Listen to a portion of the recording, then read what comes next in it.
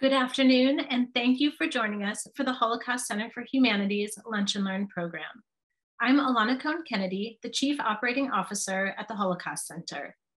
We have a great program for you today. Today's program is the third of 5 in the series Embracing Our Humanity and Diversity, sponsored by Verizon. The true story shared in today's program shows the speed at which fascism can take hold.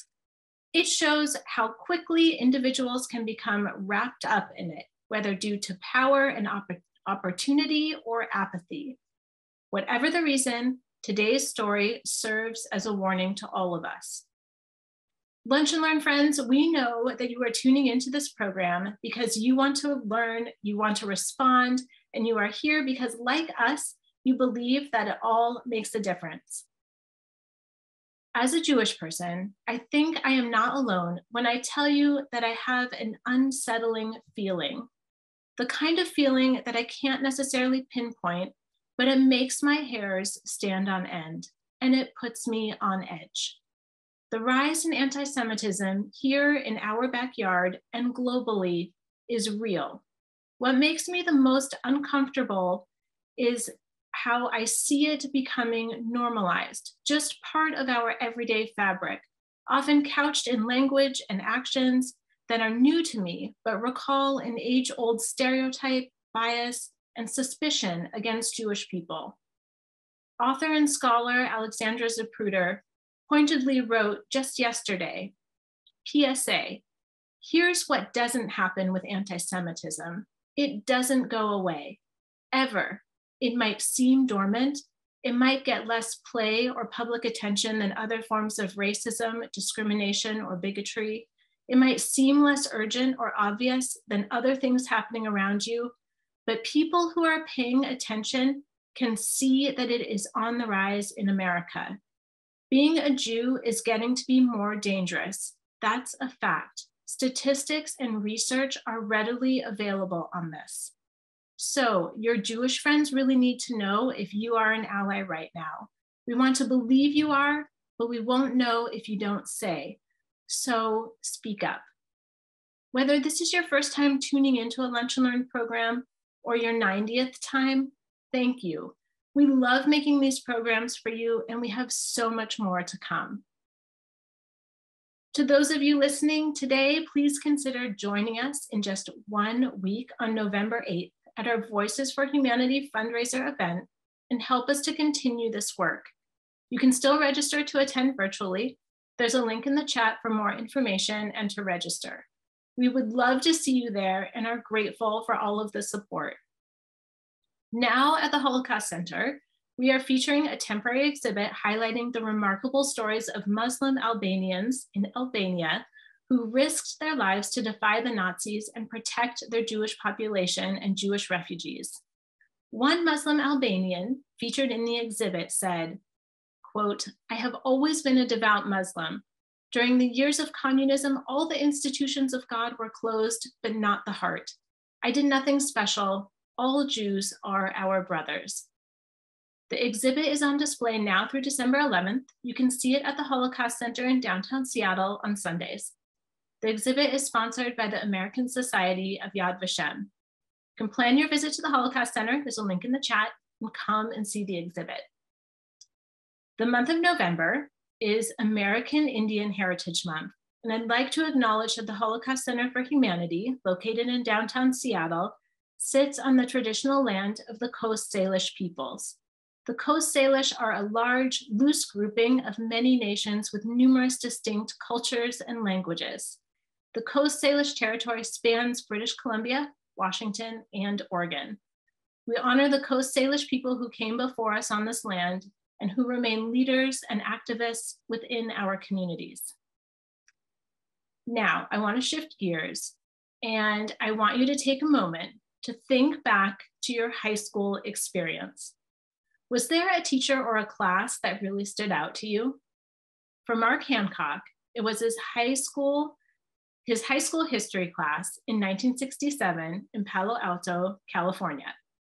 Their new teacher, in an effort to really get the students thinking, crafted an experiment, a simulation for the class.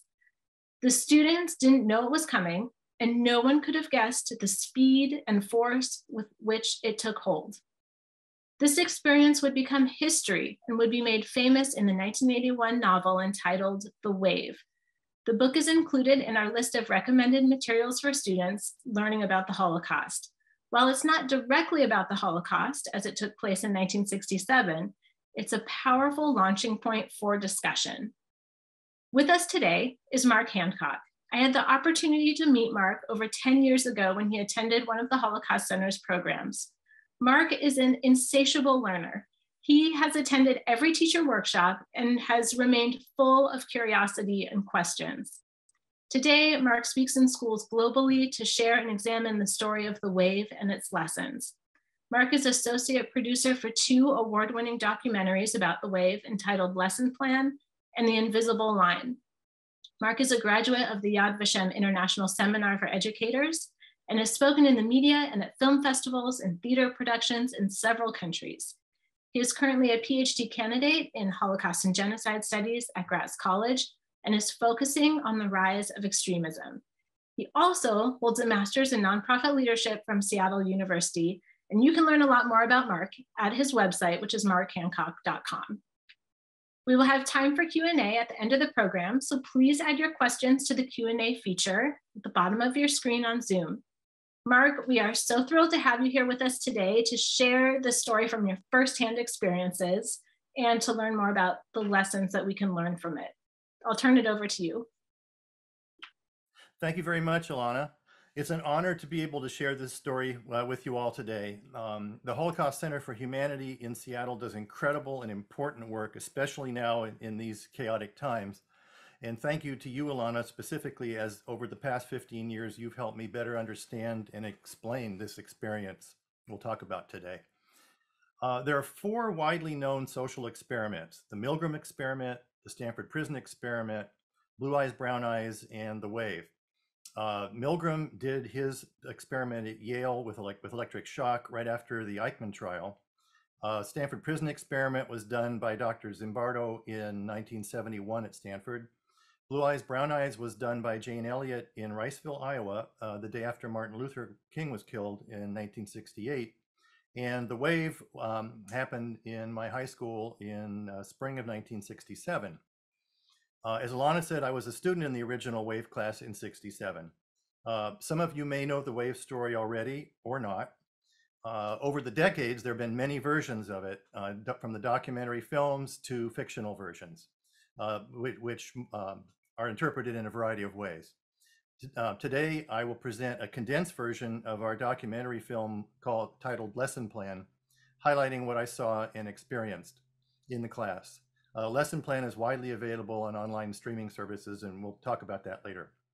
I also need to thank Philip Neal, who's the producer and director of Lesson Plan, for letting me use some of the stills from his film, and also Ron Jones, our original Wave teacher, for his wonderful support over these many years.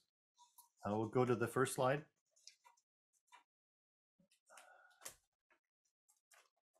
Most of you have probably read this write-up already for today's talk when you signed up, but I'd like to add a few things.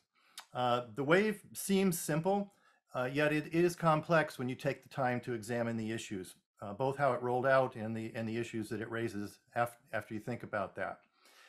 It lasted at least a week, maybe a few days more, depending on who you ask. And that's key. At the end, there were up to 200 students involved. Each, along with the teacher, had their own experiences then and their own memories now. They are not all the same. So we have to respect these different perspectives. There are many truths to this story. I will give you mine, but other people have different opinions. And in the documentaries, you will get a chance to hear from many students, as well as a teacher and I. We're not in the shoes of the other students, and so we have to, again, respect their opinions and their perspectives. Over the years, this story was first shared by Ron Jones in his 1976 short story. It was later found and interpreted by Norman Lear in his 1981 ABC TV film, The Wave. Dr. Zimbardo of the Stanford Prison Experiment examines our experiment as the expert talking head in lesson plan, which was also funded by Spielberg's Righteous Persons Foundation.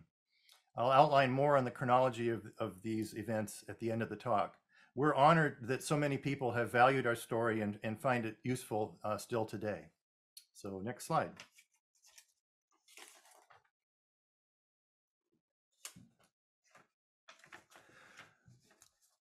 The wave was an experiment, actually more of a simulation, done by teacher Ron Jones in his 10th grade history class at Cubberley High School in Palo Alto, California in spring 1967. Palo Alto is south of San Francisco in the heart of Silicon Valley. It's the home of Stanford University. Even then, it was a tech center. Hewlett-Packard got started in a Palo Alto garage. NASA Ames Research Center is nearby and one of the premier centers, especially during the space race. And there's various research facilities and think tanks all around the area. Many of our parents worked in these professions. A couple examples, at the time of the wave, if you look in the lower right of this slide, you will see a house, and it is sometimes called the Mouse House because the man who invented the mouse, Doug Engelbart, lived in this house across the street from my parents, and he was inventing the mouse at the time of the wave. As far as I can tell, also about a half a mile away from our high school, Steve Jobs from Apple was in 6th grade. Today, the area is home, of course, to Google, Facebook, Apple, and many others. Palo Alto schools have always placed very high in national rankings. Cubberley High School had 3 grades, 10, 11, and 12, around 1,200 students overall, 400 in each grade. It was a big, sprawling, one-level campus with wings of classrooms. Of the 3 Palo Alto high schools, Cubberley was the more progressive and experimental school, deliberately so. But it was still conservative. In 1967, the boys could not have long hair. It was regulated. Girls were required to wear dresses. We're not at that slide yet. Girls were required to wear dresses. There were a number of older teachers, and the school board was also very conservative. Being early 1967, this was just prior to the hippies and the whole counterculture revolution. You should think more about Beach Boys and the Monkees, not Jimi Hendrix and the Grateful Dead. They would come along later that summer. Think more of Cubberley being really closer to the 50s than the crazy 60s that we all think of now. In class, we were clean-cut, well-behaved 15-year-old kids, with most expected by our parents to go to college. Many of us had known each other for up to 10 years since 1st grade. Okay, next slide.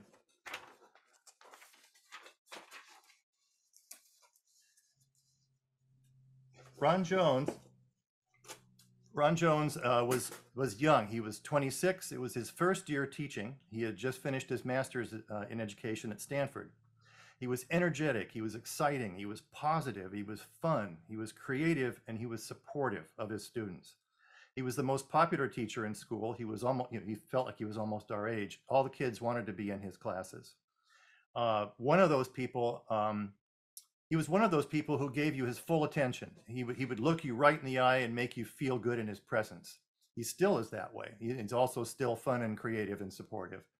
His classes were fun. It was not, here's a book and the test is on Friday. Instead, he had a great mix of films, guest speakers, and other material to make the topics interesting. I'm now well into my PhD, but I have to say he's still my favorite teacher of all those years. Our class was a social studies class called Contemporary World. We studied at that time Russia, China, Africa, the social conditions that led to World War I and II, and Vietnam. They were all fascinating at that time. Russia was, of course, during the Cold War. China had the Cultural Revolution going. Africa was being decolonialized.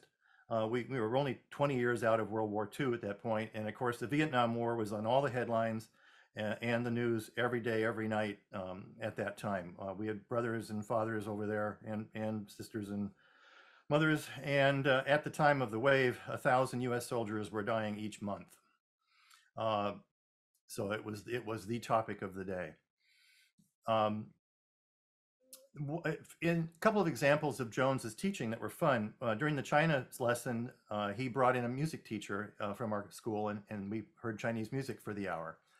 During the Vietnam lesson, he brought in a Green Beret who had just come back from Vietnam, and we were able to ask him questions about what was going on. One of the most, probably the most fun thing we remember is, some of you may recall, person to person calling on the phone. You could call up the operator and say, I would like to talk to so-and-so. And the operator would find that person and you'd pay for the call. But if the operator never found that person, you did not have to pay for the call. And back in those days, long distance calls were pretty expensive. So during the China lesson, Ron Jones called Chairman Mao in China. And we listened as the call from the classroom, from the phone in the classroom. We listened as the call went through the various overseas operators from one to the next to the next. And the tension was building. And we believe that he got as far as Chairman Mao's office. We think he got quite close to Mao, but didn't quite make it. So the phone call was free. But this was well before the internet. The world shrank for us that day, and we were very impressed. Jones did not teach with an agenda. He presented both sides of issues with lots of data. He withheld his personal opinions and positions. He treated us like adults. He would say, get informed and make your own decisions. It was basically critical thinking, not what to think, but how to think. His classes were so popular that sometimes when a guest speaker or a film was shown, other students would sneak out of their other classes to join into ours. Jones taught across 3 10th grade classes at that time. And so the wave then basically started out with 90 members, 30 across the 3 classes. I was also in his homeroom class, which was considered the core wave class. Next slide. Thank you. So I call this the game begins, and I like to call this phase 1. This is the indoctrination phase. At the end of March 67, we were 6 months into the school year, and we were studying the conditions that led to World War II. One of the students asked the question, how could the German people get caught up with and follow Hitler? Jones said, let's try it out. And he had done prior experiments with us in the earlier topics. I remember a lesson on apartheid that he had done for a day or two. So we trusted him to do that with that. And the prior experiments were fun, and they were short, and they were not threatening. We didn't see this one coming. I distinctly remember him telling us that our grade would be an A if we were good party members, a C if we just went along with it, an F if we gave him trouble. But if we tried a revolution and it succeeded, he would give us an A. And since we were college focused, those A's were important to us at that point. I, being a mischievous 15-year-old, thought it would be fun to try and get that A for messing with the wave and messing with the teacher, because teachers usually don't reward you for interfering with their work. So that was my intention. The name, it was originally named the Third Wave. We now all call it the Wave, but at the time it was called the Third Wave, and that was not from the Third Reich, but from surfing. We were an hour away from the Santa Cruz beaches, and we all knew that the surfers will lay back behind the waves and wait for a strong wave to come along. And Jones told us the third wave was the strong wave. So we were going to be the strong third wave group. We had worked on logos. We developed a salute. There were membership cards where we each made our own. We had armbands.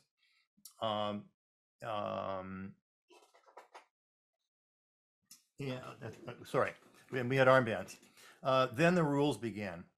And those rules multiplied over the days more and more. We had to address him as Mr. Jones, couldn't call him Ron. We had to sit up straight at our desks. We had to stand up when he called on us and give short, quick answers to his questions. The salute became a rule. We now had to salute all wave members when we were passing, when we would pass each other in the hallways and so on. He had a rule about groups being no larger than 2. And I didn't value or understand that at the time, but now that I watch authoritarians fear groups, I understand where that came from. He told us to go recruit new members, spread the word.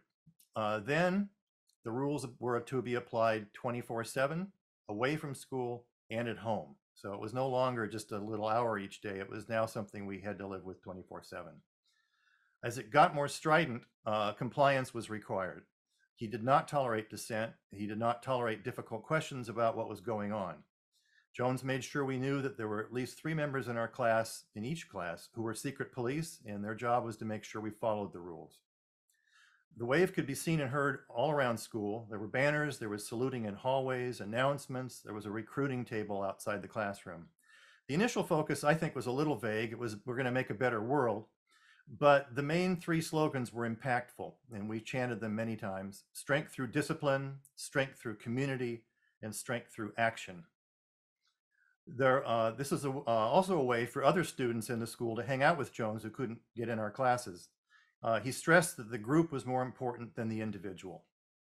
Next slide, please.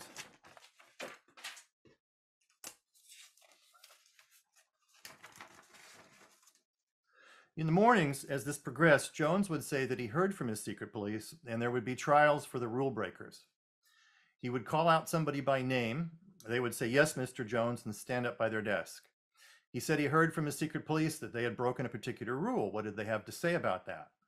The students would usually say, "Well, I didn't do it. I don't recall. I won't do it again. Who told on me?" Jones would say to all of us, "Our group needs to be strong and we cannot tolerate rule breakers." He asked the class, did they see this person break any other rules? Then he would pick on a class member and say, if that person broke a rule, aren't they guilty? And the person might squirm, but he said, "Come on, I want to hear you say it, guilty." And then he'd ask another student, "You too, and you too." And pretty soon he had the whole class chanting, "Guilty, guilty," at the student. That student was then handed a piece of paper with new rules. They were to go to the library, never to come back to class, and they were escorted out the door. This scared me deeply, watching fellow students treated that way in front of peers and being exiled out. I was trying to figure out what to do, and it was very uncomfortable. One of my friends was stood up just for making a joke, and by a friend who he happened to know, and he was let go when he promised to behave. I was stood up, and in my case, some of my friends got up and spoke in my favor, and I got off. And I now understand better the importance of speaking up, because that was quite meaningful in hindsight. Next slide, please. Then it really got real. Now we had a breakdown of trust between students.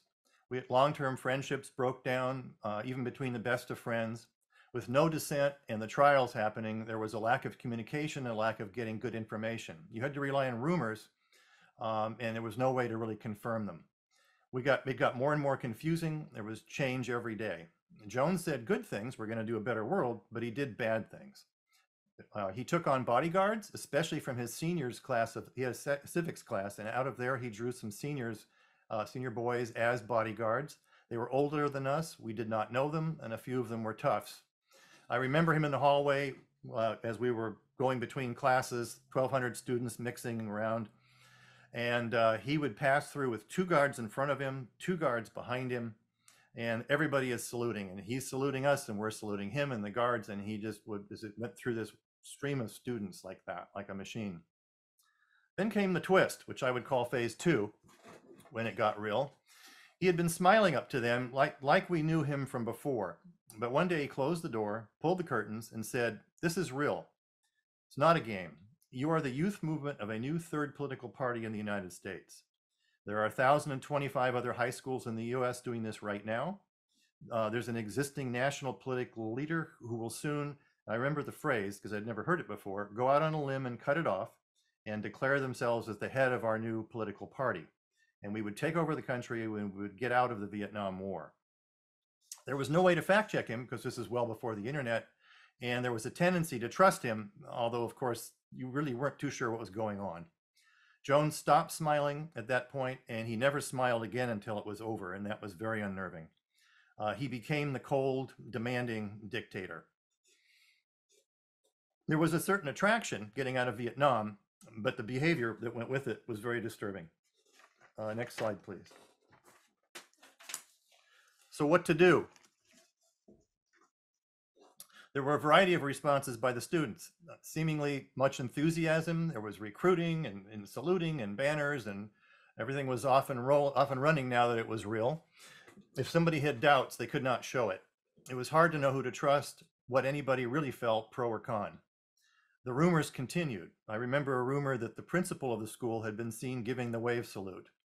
I'd heard a rumor that a student had gone to their counselor, and the counselor had turned, because they were unhappy, and the counselor had turned them in to Jones.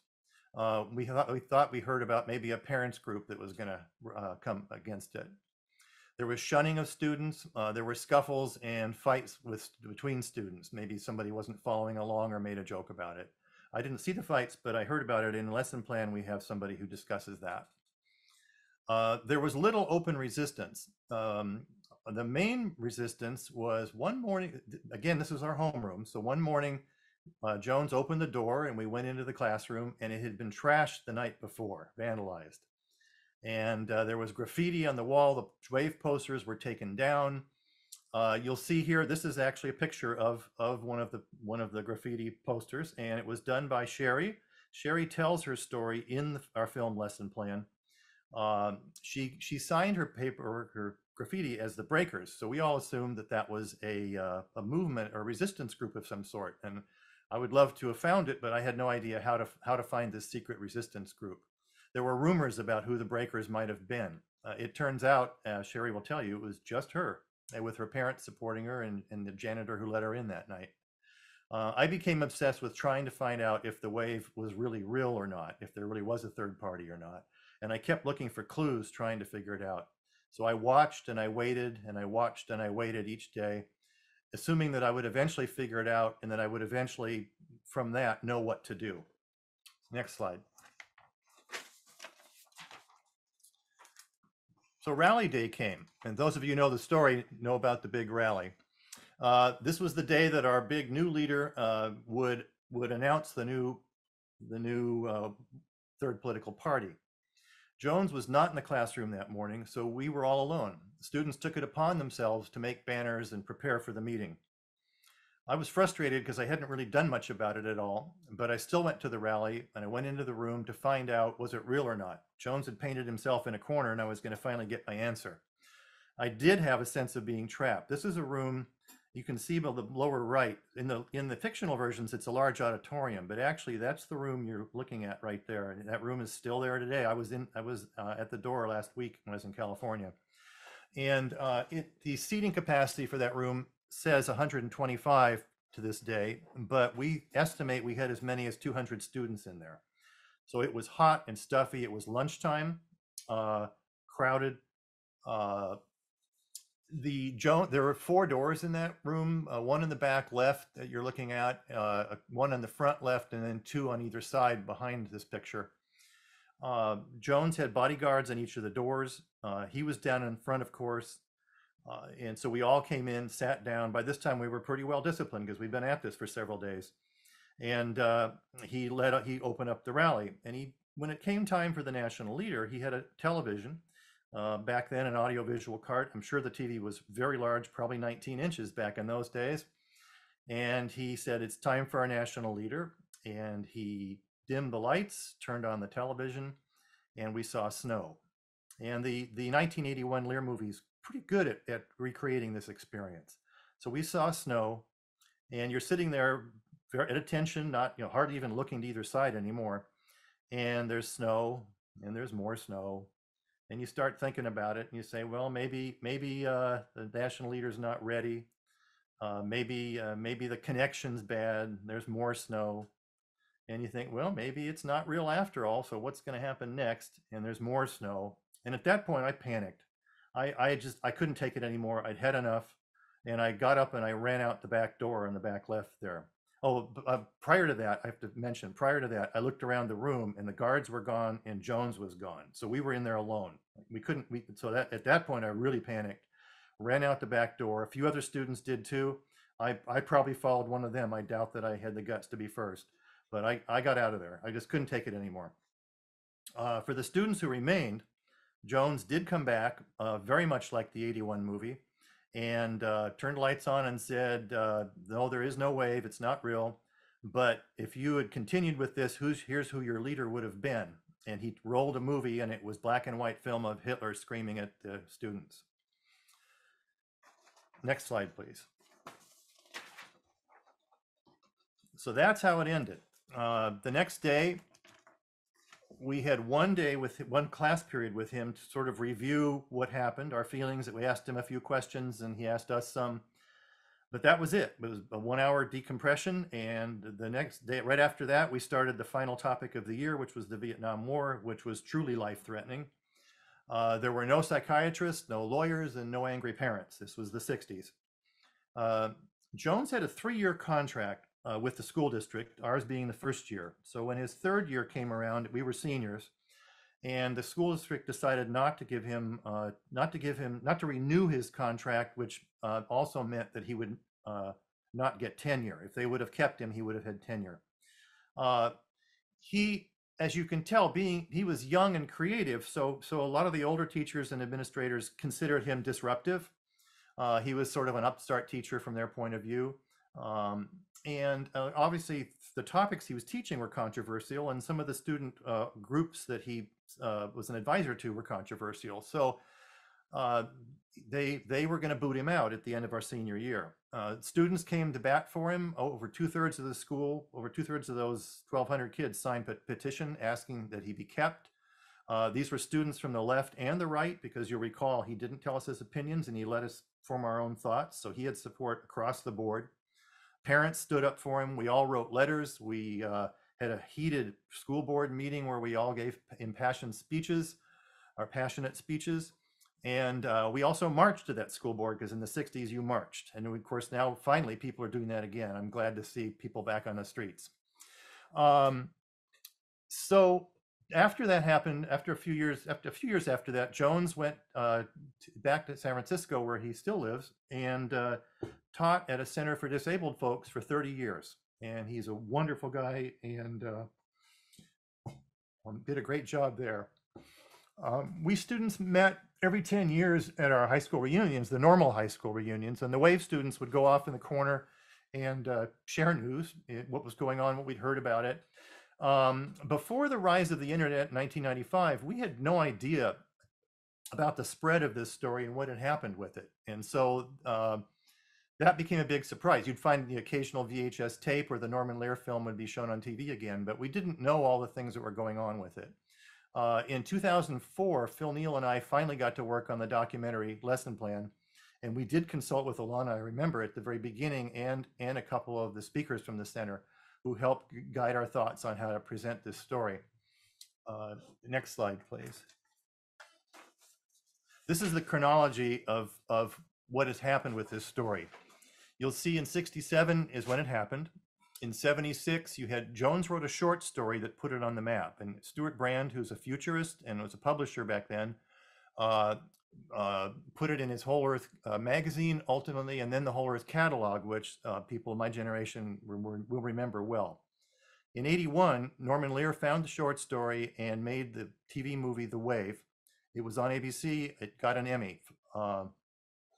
His organization hired Todd Strasser, the author, to do a novelization of that movie. So contrary to what some people think, the book came after the movie. The story's not based on the book. But that book has sold, that 8 million number is several years old now. It's sold millions of copies over the last, 40 years, as it's heavily used in schools around the world. It's used in most schools in Germany, and they finally put together in 2008 an update story of The Wave, where it takes place in a current present-day German high school. It's a more violent movie, more like students or people are used to watching today, and contrary to our experience, at the end of the German movie, the guns come out. And I have to tell German students, no, our teacher nobody got shot, and our teacher did not go to jail. In 2010, Phil Neal and I finished lesson plan, and we felt it was important, since there were these other versions of the story, that we document for posterity as best as we could what happened. The Righteous Persons Foundation, which is Spielberg's group, funded it, and it's been on television in several countries.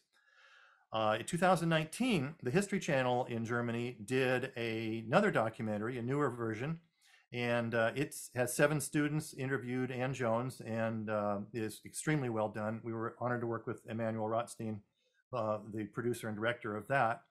Also in 2019, the German film group who made the 2008 movie returned with a Netflix miniseries called We Are the Wave, in Germany, which takes the story even further. The teacher is pretty much disappears, and it is a influential student who's the charismatic leader. And they're also more oriented from the left than the right, so it makes that interesting. There's also plays and musicals all around the world, both by schools and professional groups. I've seen plays in Spain, both the National Theater in Spain and in Barcelona. I've been in several schools around the U.S. Jones has a wonderful musical that he's done. Um, I've seen a rock opera in Belgium. At the beginning of this year, there was actually a wave play being done in Moscow by a brave theater group there.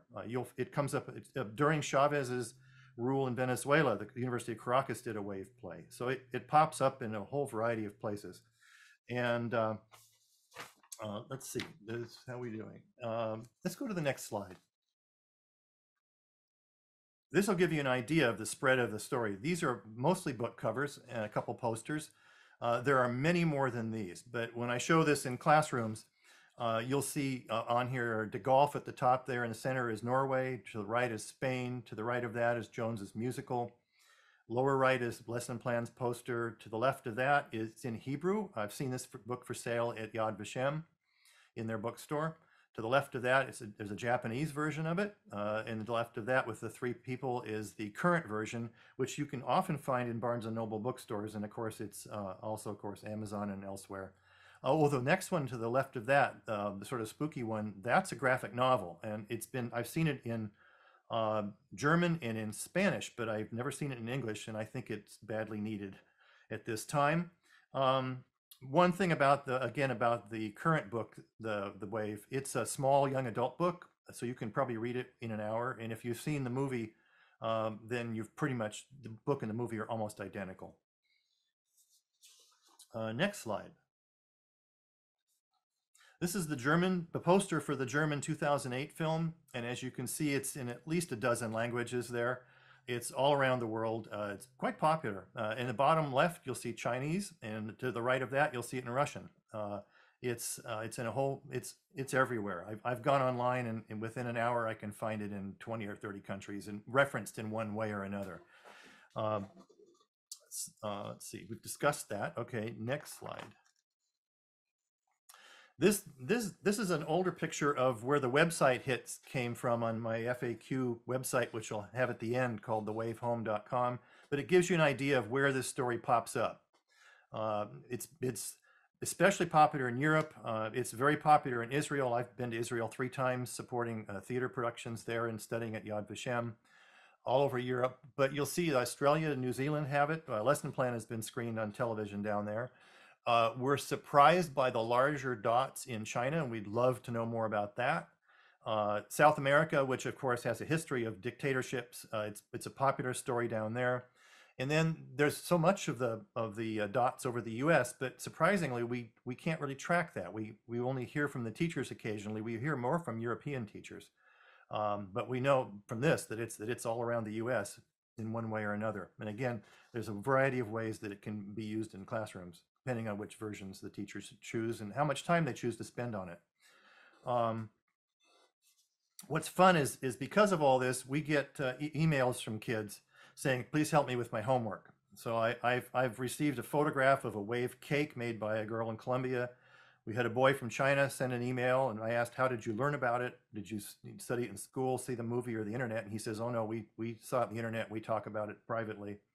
There's an Argentinian Facebook group where all the kids are saluting. That's a bit embarrassing for us now. And there's many many videos on YouTube where you can see wave plays done by various groups. Let's go to the next slide. This is my resources page in my closing slide. The wavehome.com is a compilation of what I would say all things wave. And I would highly recommend looking at the theater page. It's really fun to see how the story is interpreted in different countries. I've even been to Delhi, India, and met a theater group there. Lessonplanmovie.com is where you can learn about our film. It's on Amazon Prime Video and most of the streaming services. RonJonesWriter.com is Ron's page, and you can see his other work. He's incredibly creative, very passionate, lots of interesting perspectives on things, and his videos are great fun to watch. And then the last one is mine, and I would add, it tells about what I've been doing with this story. It has a page of my visits and where I go in support groups over the years. all of us, Jones and I and Phil Neal and some of the other students are available and accessible to support teachers who want to, have us visit with their students, or other community groups. So I've spoken in synagogues and Rotary clubs and so on. I was lucky enough to be able to speak once at a luncheon at the United Nations. So we will have story, will travel, as they used to say. Whenever we can, we're always happy to help. So I think, Alana, I'm going to pass it back to you. There's plenty more, but as you can tell, that's a good overview, and I hope it was helpful. Fantastic. Thank you so much, Mark. I mean, this is such a disturbing and fascinating story.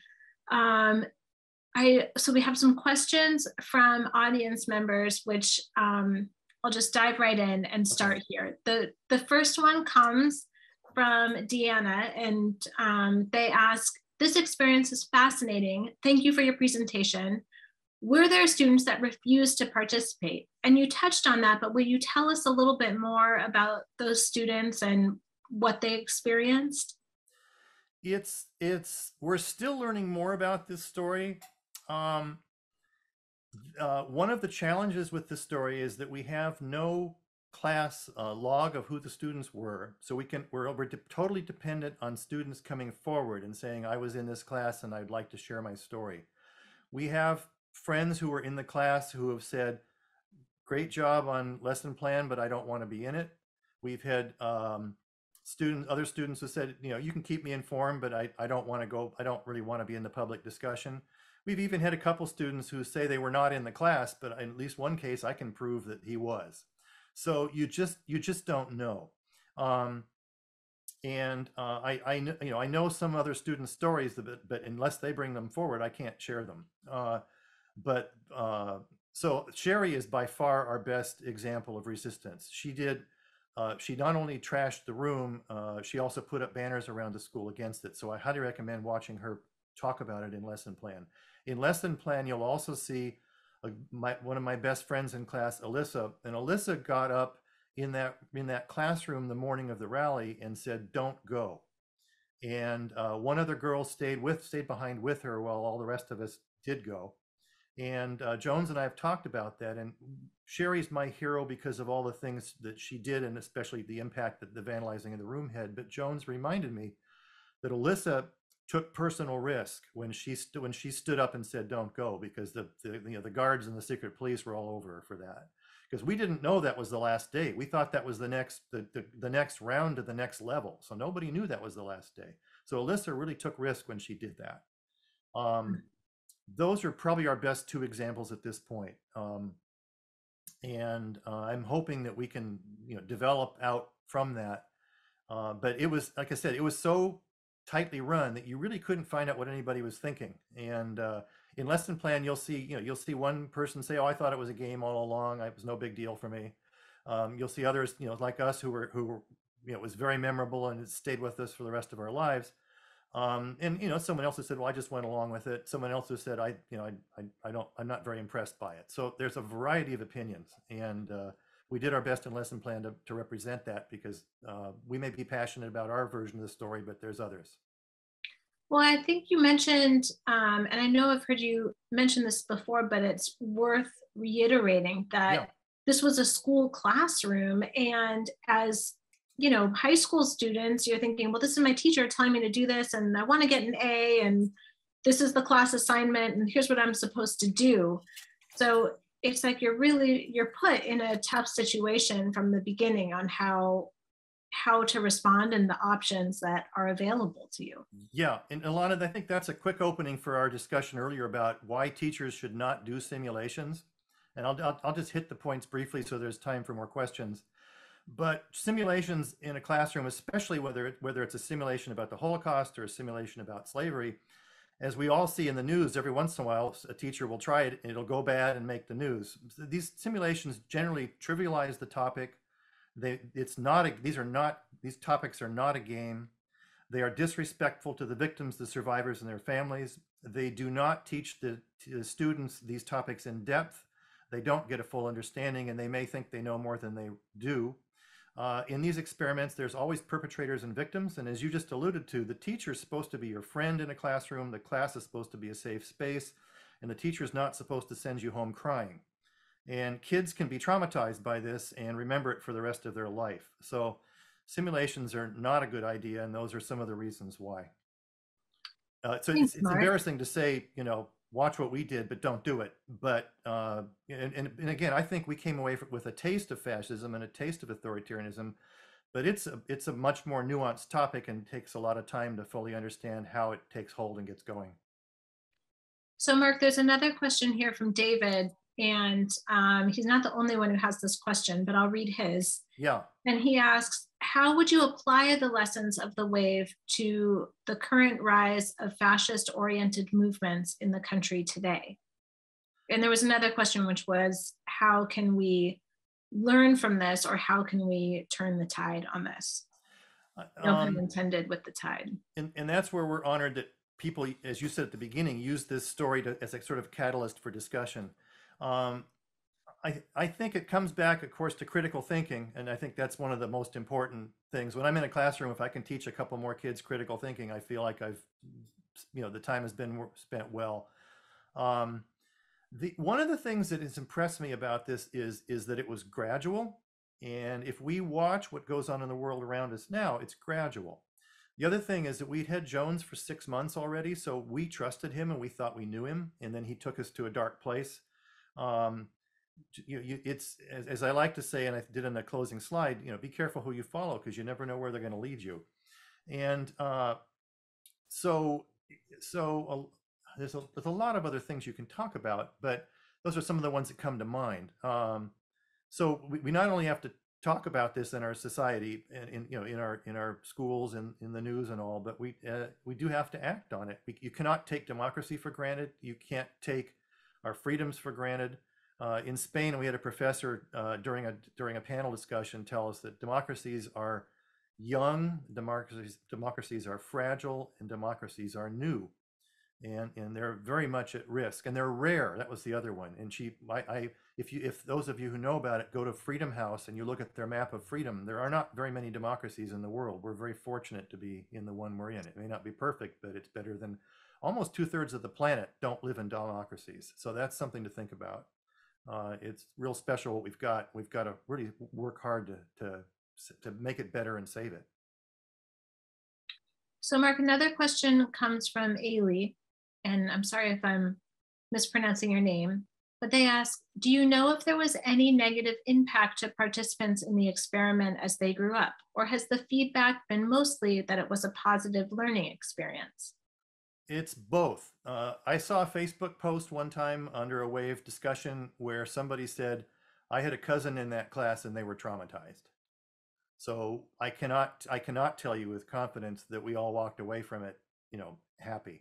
And we had, as you can tell, I nearly choke up sometimes, and one of the women in lesson plan also faced that when she was answering questions. It was not an easy experience for us. We think it's important now. We're honored to be able to support people who use it, teachers and others.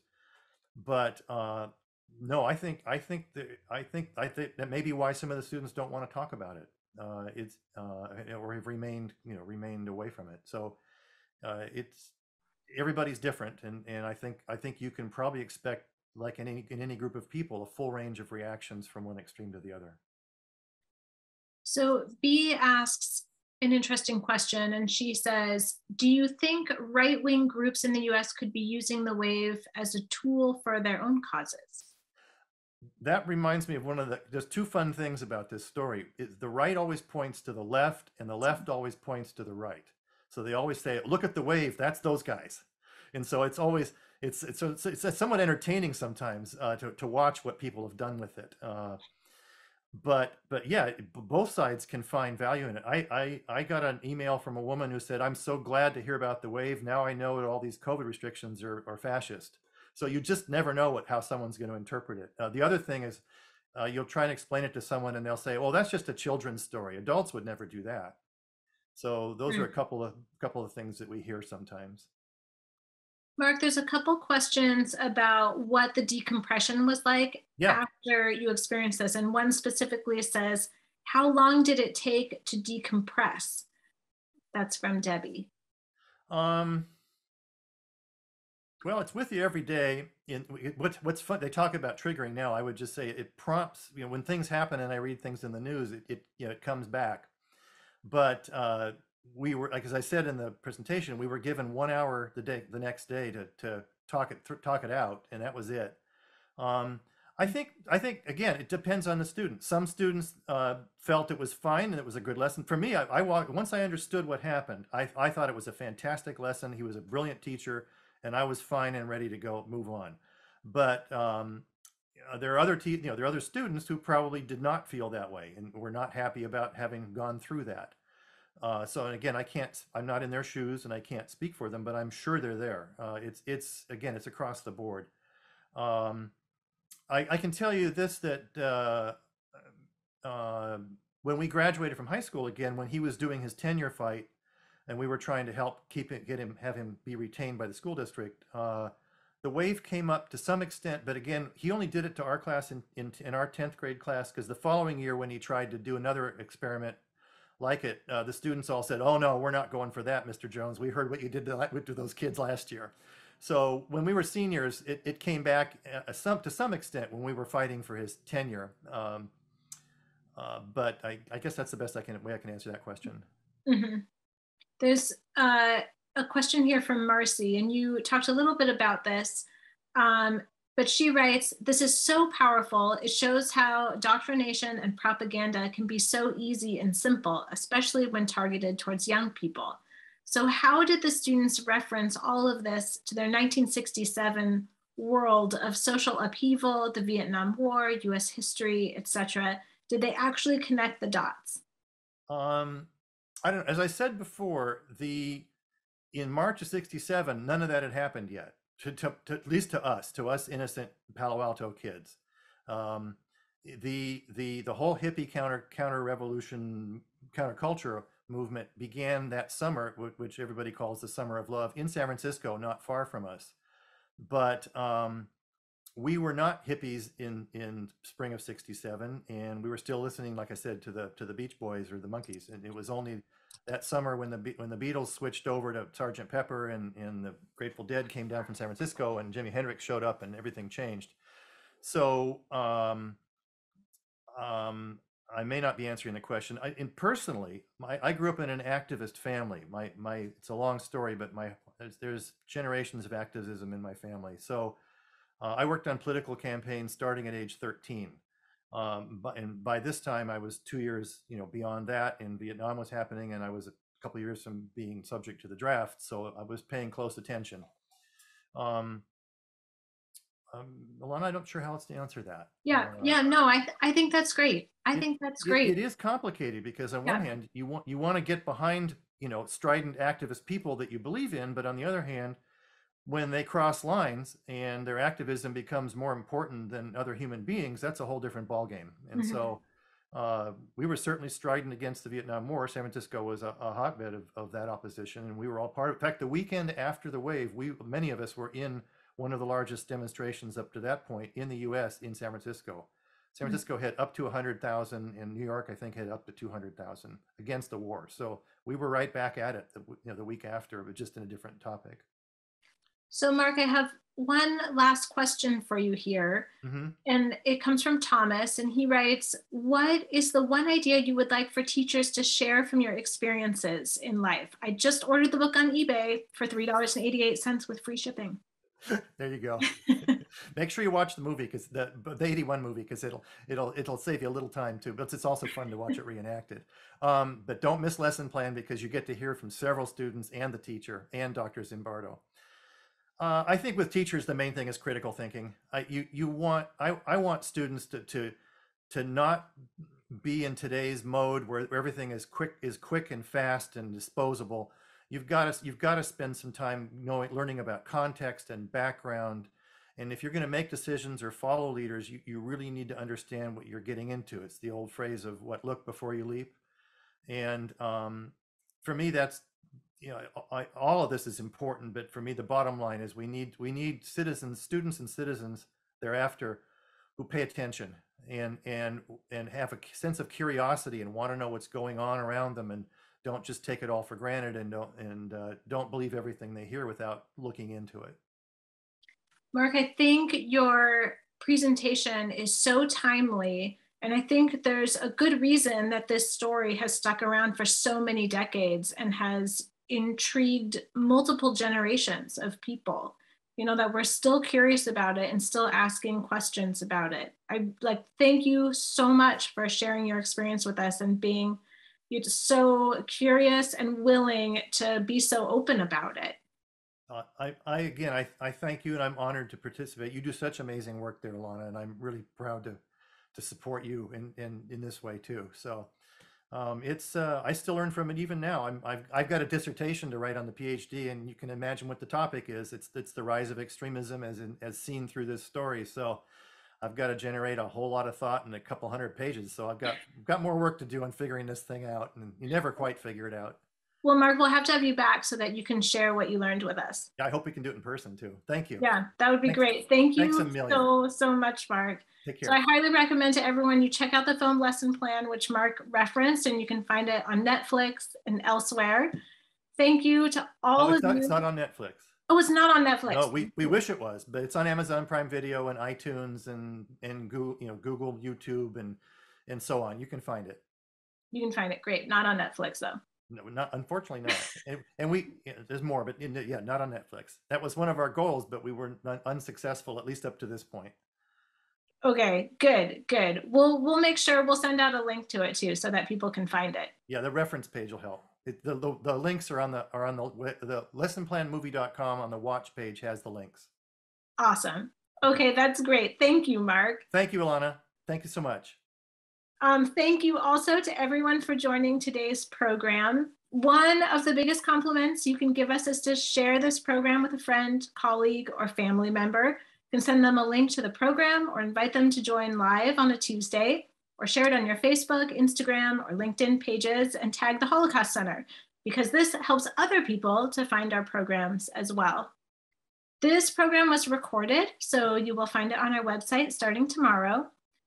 Please join us at our next Lunch and Learn program on November 15th, which builds on our current traveling exhibit, Besa, Muslim Albanians Who Rescued Jews During the Holocaust. And the presentation will be given by Marlene Yahalom, who is the Director of Education at the American Society for Yad Vashem. Our Lunch and Learn programs are possible because of all of you and because we have a fantastic team at the Holocaust Center. Thank you to Richard Green, our Museum and Technology Director, who's running the technical side of this show behind the scenes. A huge thank you to our fearless leader and CEO, Dee Simon. And thank you to our entire team who make all of these programs and resources and good work possible. Lori Werschel-Cohen, Paul Regelbrug, Jessica Michaels, Julia Thompson, Morgan Romero, Amanda Davis, Devonshire Lockey, Katie Lawrence, Branda Anderson, and welcome to our newest employee, Anna Morris, our new office manager. Thank you again for joining today's program, and we hope to see you either next week at the Voices for Humanity program or at our next Lunch and Learn program on November 15th. This concludes our program for today.